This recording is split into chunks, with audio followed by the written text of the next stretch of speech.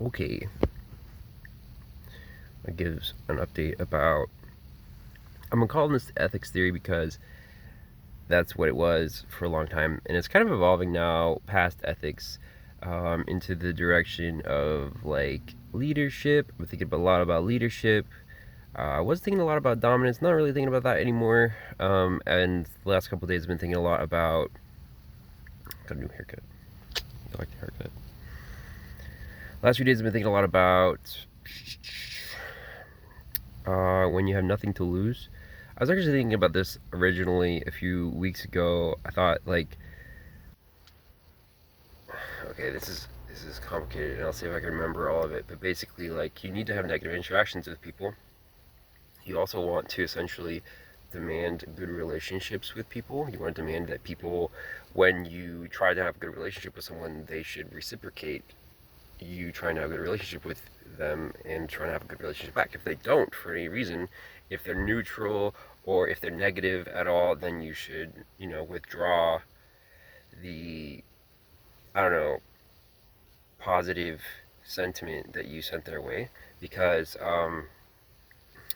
there's a few reasons, and I'll do my best to make sense of this. Although this is not what I really want to focus on for this video, but like essentially, it makes you seem weak if you don't. But I think the main reason is just that like you get energy from people who match your energy, basically. And if you want to have good relationships, and you're around people who don't want to match your energy, then it will suck up all your energy.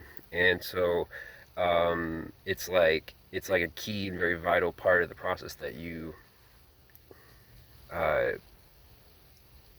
demand that the people who are around you match your energy.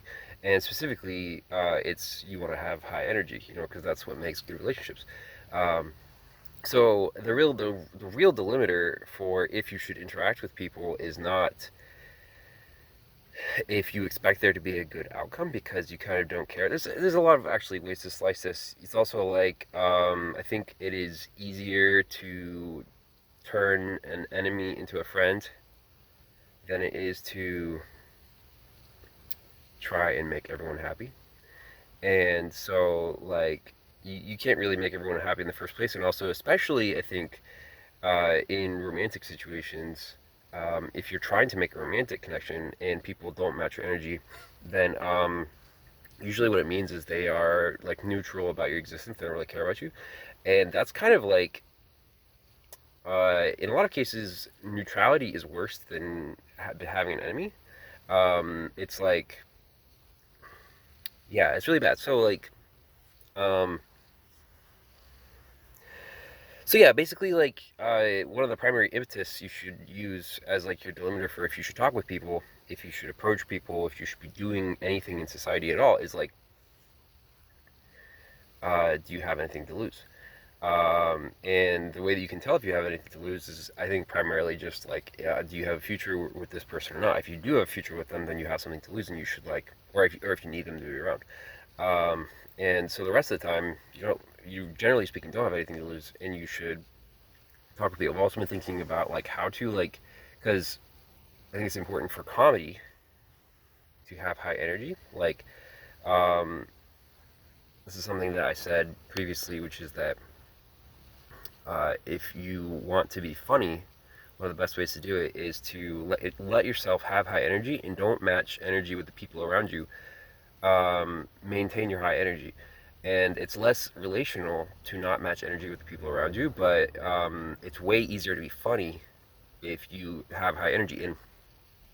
Um, and so I don't know. This is kind of like part of it. It's like it's part of the whole process. You want to demand people have good relationships with you, and also like, so having high energy is good, but I think that's only half of the coin is having high energy. The other half of the coin is literally manually lowering your inhibitions. And I've only ever heard people talk about inhibitions in the context of alcohol, because alcohol supposedly lowers your inhibitions, which no, it's not supposedly. It does do that. But what I realized is that like inhibitions are like, they're like a set of sort of like subconscious boundaries that you have for yourself to make sure that you don't do anything you'll regret. or and so what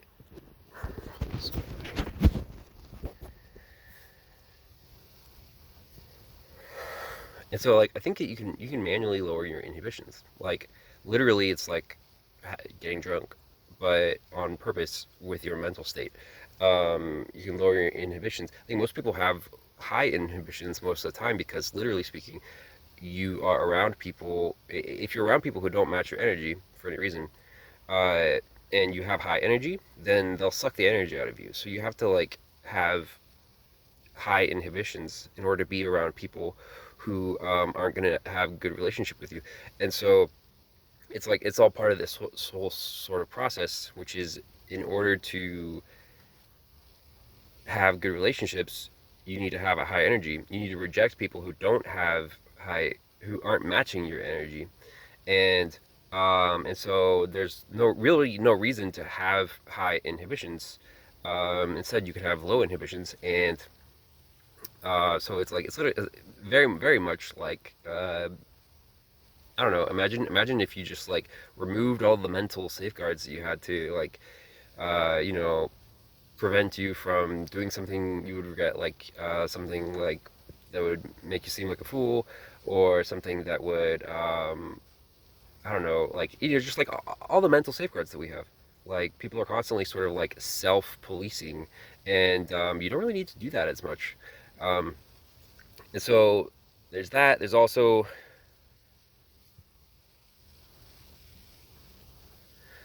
I've been thinking a lot about the nature of like time perspective, sort of. Basically, it's just like people are constantly sort of like not doing things that they want to do. Like in my case, and I think for a lot of people, uh, this has been the case for me. Like, for a lot of men, I guess this has been the case. It's like it's hard to approach and talk to women, and the reason I think it's hard to do that, among other things, all these things included, but this is also one of those that like you just have like the wrong time perspective. Like you're sort of like assuming that you'll have time later, and also you're sort of like this really backwards sort of like time perspective. It's like generally speaking, take advantage of new opportunities, which of course talking to new potential romantic mates is like a really large source of opportunity. But there's other ones, I guess like in business and whatnot. But I think for the most part, this is like there's social opportunities all around us all the time that we're not taking advantage of because we're just used to not doing it. Basically, we make excuses in our mind. But it's weird because like the excuses just don't hold up on any scale or level, and um,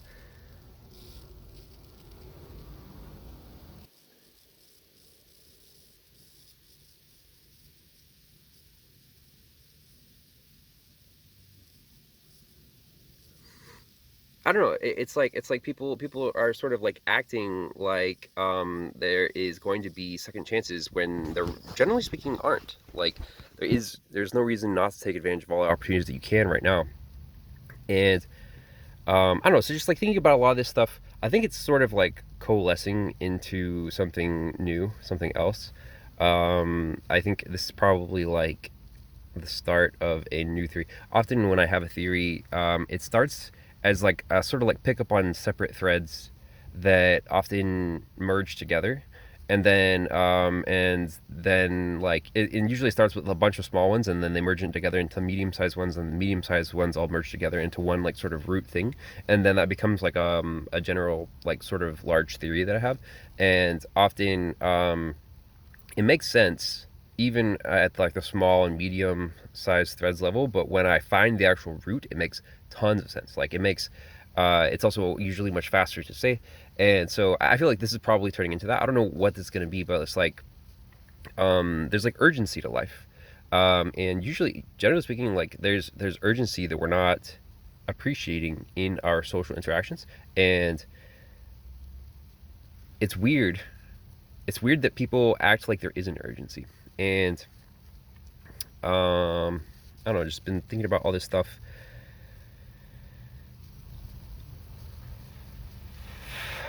Yeah, I don't know. So like I was thinking about ethics before and leadership before, the nature of like the connection between leadership and dominance, the polarization of life, which is essentially what the dominance thing is. Just like often a situation is polarizing, and in order to have any success, you have to suck up all the success.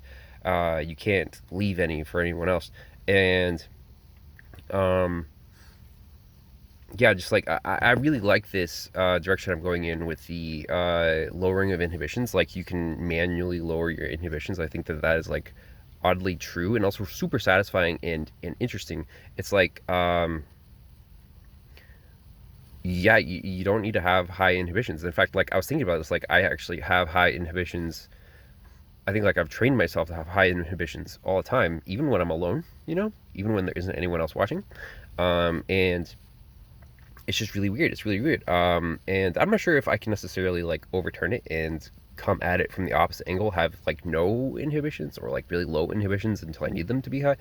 I'm not sure if that's the right approach, but I'm working on it, and it's working really well. Like I think this whole mindset, I wasn't even aware of this like a month ago. I only started like thinking about it and verifying it like 2 weeks ago, and it's been working so well. I just like I've been starting to like go into social situations, and where previously I would need to sort of like build a lot of momentum, which now I sort of interpret that as like eventually getting my inhibitions low over time.